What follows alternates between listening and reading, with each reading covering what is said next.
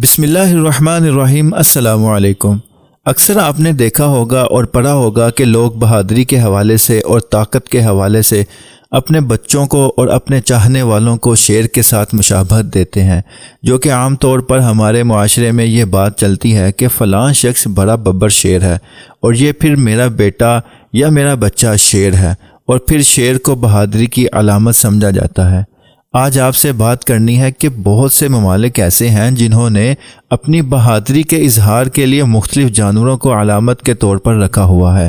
پاکستان نے مارخور اپنا قومی نشان رکھا اور سری لنکا نے شیر کو قومی علامت کے طور پر رکھا ہوا ہے، مگر آج جس قوم کے حوالے سے آپ کے ساتھ میں معلومات شیئر کرنے جا رہا ہوں وہ قوم ہے ترک قوم۔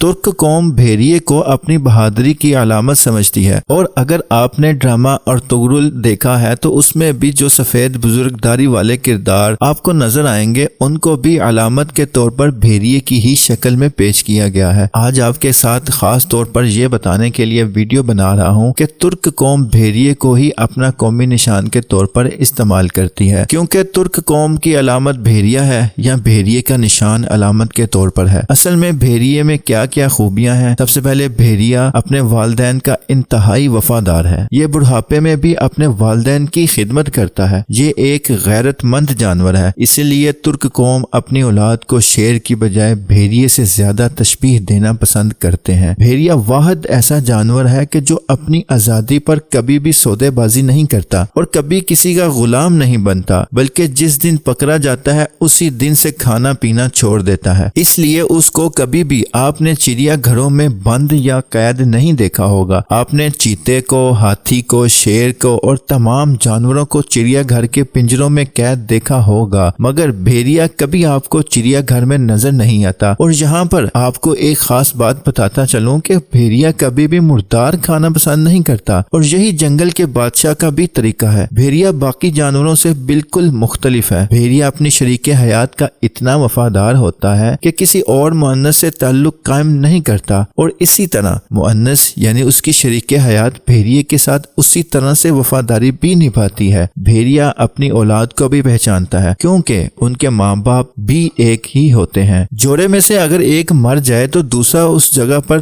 3 ماہ مسلسل کھڑا رہتا ہے، سوگ اور ماتم کے طور پر، اور اس کے جانے کا افسوس کرتا ہے۔